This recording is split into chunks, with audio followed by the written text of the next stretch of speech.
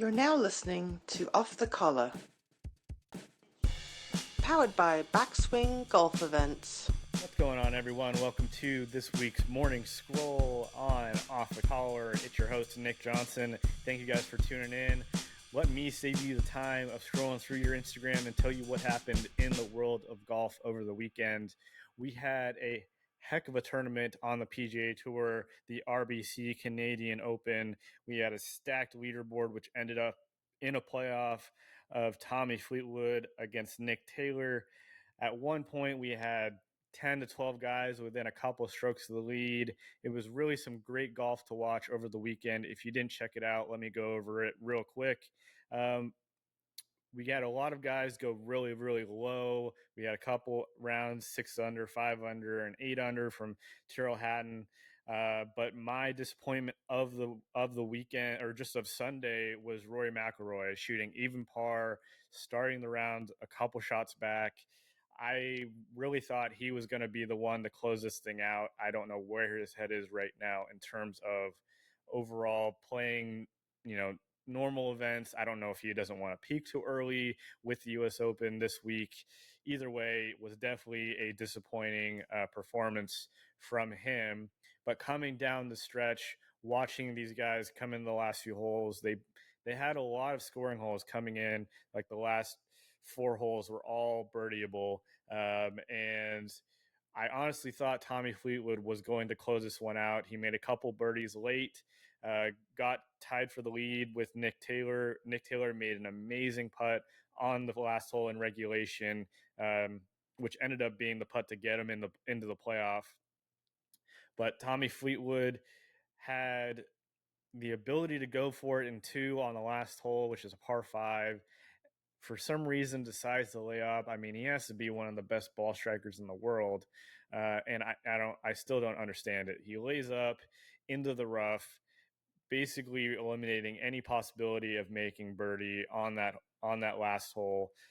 Gets into the playoff and does the same thing. I mean, I don't understand. I don't understand where his head is when he hasn't. I mean, you would think he hasn't won a PGA Tour event. He doesn't have anything to lose. Like, that was the time to be aggressive, and I think if I'm being honest, he should have been the one to win the tournament outright. But very happy for Nick Taylor. I mean, the playoff was incredible. Tommy Fleetwood had to make I think it was about a 12-footer in the first playoff hole for birdie. And Nick Taylor had to make about a 5-footer to tie him after Tommy Fleetwood just cans this putt, basically like doesn't even read it, just steps up to it and knocks it in the back of the hole. And then it starts raining as soon as Nick Taylor gets over his matching birdie putt and knocks that one right in the back of the cup. Like, really great TV, and they both par the next 2 holes in the playoff. They get into the 18th hole again, and the 4th playoff hole, Nick Taylor knocks it on in 2, has a 75-foot putt, which I will show right here so you guys can see it. And I don't think anyone expected him to make this thing, but it is tracking the whole way. You see it from multiple angles, knocks it in the cup. I mean, what an amazing walk-off victory for Eagle for him, and to be the first Canadian winner in over 60 years. I mean, something he's going to remember for the rest of his life. And I think this tournament has definitely stepped it up in terms of overall production value. I think it was the 14th hole. They turned it into like a hockey style rink, and fans were knocking the boards, trying to make it a more of a stadium type of feel like you would get at, the Waste Management. And I think it's a great idea, especially with hockey right now. It's a huge hockey country. It was a great way to get more fan involvement, and it was great, TV to see more excitement around the sport. So very happy for Nick Taylor, and it was an interesting feel. It was like they were mentioning on the broadcast. It was like a Ryder Cup, President's Cup type of feel, because you had a lot of Canadians pulling for Nick Taylor, a lot of Canadian PGA Tour players watching, Mike Weir, the captain of the President's Cup team, watching his guy Nick Taylor trying to close this thing out. And then you had a bunch of guys from the European side rooting for Tommy Fleetwood, a lot of European Ryder Cup players. It was a very cool atmosphere, and you can see it in the video how excited the fans were for the playoff, and for him to do it in such dramatic fashion. I mean, it was great TV. I had to watch the putt 4 or 5 times. Pretty amazing that he was able to make that. Hopefully not to draw away any attention from Nick Taylor, but in celebration, Adam Hadwin, who's another guy who's had a lot of success and is a Canadian golfer himself, comes onto the green with a bottle of champagne, trying to spray Nick Taylor in celebration, and gets completely laid out. I'll show the video here, but gets completely laid out by a security guard, which I don't understand. I mean, there was complete chaos, fans storming the green.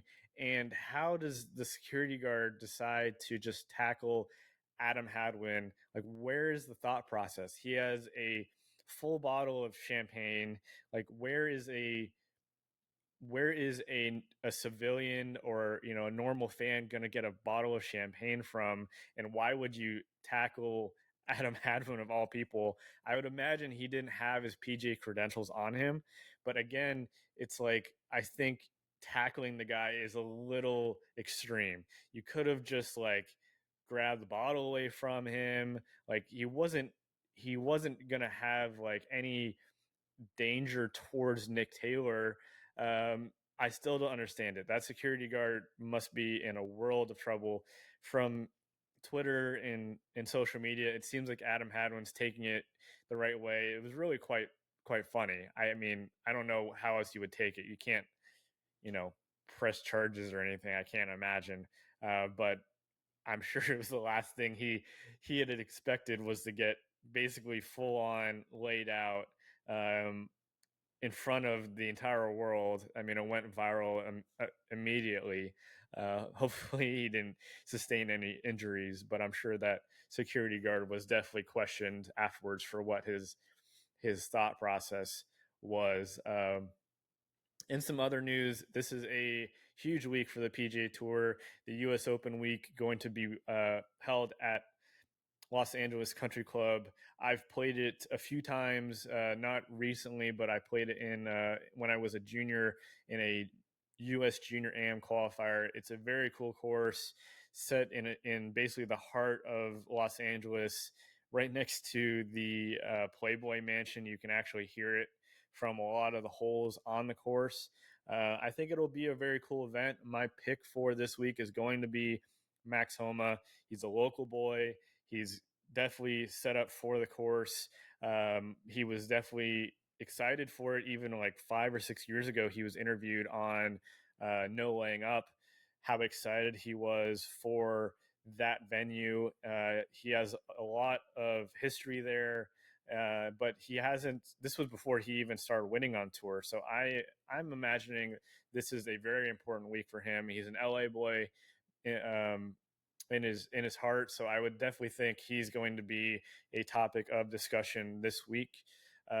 My sleeper pick for this week, I don't know how much of a sleeper he is, but Rory McIlroy, I think, although he had a rough weekend, I think this was the kick in the pants that he needed to motivate himself. I think he's had a lot of distractions this week, especially with the Live Golf PGA Tour conversation last week, which has seemingly disappeared in the last few days. I haven't heard really anything at all in terms of further discussion with the merger, but he was quoted Roy McIlroy was quoted as being a bit of a scapegoat, and I agree. He was kind of put in an odd situation here, but I think he had some success at the RBC this week.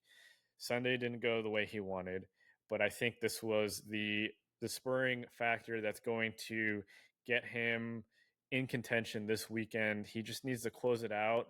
His putter needs to be a little bit more cooperative over the weekend, and I think he'll be able to solidify his first major victory in, I think it's been 6 or 7 years now.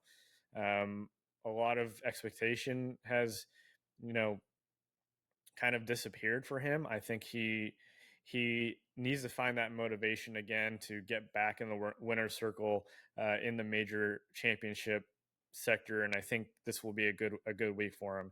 He drives the ball better than anybody, and this course is going to be very demanding in terms of driving the ball, keeping the ball in the fairway off the tee. So again, I don't know how much of a sleeper he's going to be, but I think he's going to be somebody that um, will be tough to deal with. Also, Tommy Fleetwood, he's been knocking on the door a little bit as of late. Has a new coach with Butch Harmon, and they've been working together for 4 or 5 months now. I think he's starting to find some form. He has a lot of good stats in putting, which I thought was odd because he's been changing his putter a little bit here and there. He went to an Axis putter, which is a putter that Justin Rose uses, a couple guys use, which is like a one of those putters that doesn't rotate, which I think is odd. He went from a putter that has a ton of rotation with a heel shafted blade to one that has no rotation at all. He went back to his trusty Odyssey putter a couple months ago, maybe a couple weeks ago, and started to find some good results out of it. So hopefully that can continue forward. I love his game. I think his short game needs a lot of work, as probably a lot of them do, but he is definitely a ball striker, and he's going to need that for LACC this weekend. I'm going to be going up there Sunday for Father's Day with the family. I'm excited to get out of the heat in Austin. It's 100 degrees every day this week, so I'm excited for some good weather in San Diego, play some golf with the family, but gonna go up for the US Open that Sunday, and we'll see. I'll maybe do something live out there while we're watching the golf. It'll be a cool venue. I'm excited to see how they set it up because it's traditionally very old school. I think the club was founded in the 20s, maybe even earlier, maybe even in the 1900s. So very old school, but it's going to be a cool venue in terms of U.S. Opens and USGA, and hopefully it can deliver. It's McIlroy was quoted as saying West Coast U.S. Opens always tend to deliver, like Torrey Pines and Pebble Beach. So we'll see if Rory's right. But thank you guys so much for tuning in to this week's installment of Morning Scroll. If you guys want to check out our episode from last week with Stephanie, we talked about a lot of cool stuff in terms of teaching and her perspective and her mentality towards newer students, older students. I shouldn't say older students, but more experienced students. And she was a great guest. Can't wait to have her on again. And we have another segment coming out this Friday, as usual. This has been again your morning scroll with your host, Nick Johnson. Thank you guys for tuning in to Off the Collar. We'll see you guys on the next episode. See ya. This has been Off the Collar, powered by Backswing Golf Events.